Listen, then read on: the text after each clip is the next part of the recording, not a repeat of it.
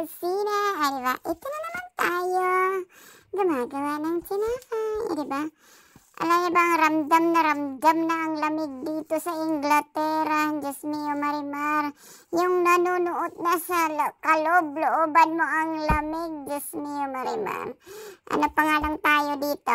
Nobyembre pa lang, wala pang Desyembre. So, kumusta naman yung mga CS ma'am dyan? Ramdam niyo na rin ba yung pananakit ng likod? Kasi nga sobrang lamig. O, diba? Akala nila yung normal lang mga anak no ang may sakit.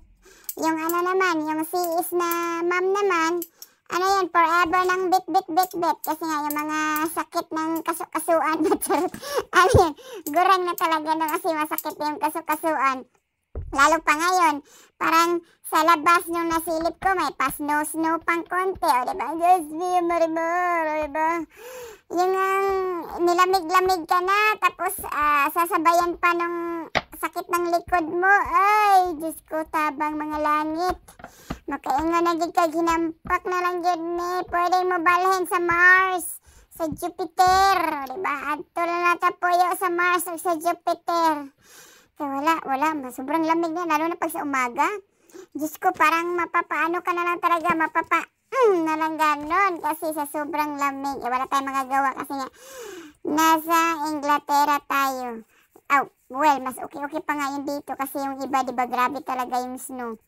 Dito naman, tamang-tama lang kasi kung parang, di ba minsan yung Canada, saan pa ba yung iba na sobrang thick talaga ng snow dito, at least medyo kere-kere lang, pero sa mga tao dito na gaya ko, nakatara, Diyos ko, parang di ko na kere, kasi nga sobrang lamig, kasi nga ramdam na ramdam yung mga likod-likod nga, pag talaga, yung sa CS talaga, na masakit-sakit.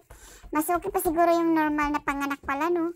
Kasi nga after yung pag sa normal na manganak, yung fokengkay mo lang, tapos gagamutin lang ng ilang buwan, ganun.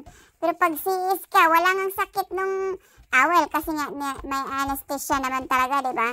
Pero after naman nun, doon na yung pakuba-kuba ng mga tao. Tapos after pa nun, pag malamig pa ang panahon, doon din aarangkada, masakit ang likod, diba? Forever nang masakit sa likod, kasi nga si Inday Jennifer, bata-bata pa nung nanganak. Pero hanggang ngayon, masakit pa rin ang likod. Ilang taon ba ako? 25, 26 ako nanganak, diba? Yun, diba? Bagets pa naman yun. Ayun, after na wala na. Kahit na konti lang bit-bit yung mga bag-bag niyang cellphone lang ang laman, nagre-reklamo na, masakit ang likod, diba? Wala na kasi nga malamig na talaga yung Inglaterra, kaya hayaan na natin kasi nga winter na po dito, winter na. So yan lang naman ang chika na Inday Jennifer. Salamat sa pagtanaw. Hanggang sa sunod, babos po, machip-chip mo, enjoy, bye, I love you all. Happy Christmas, bye.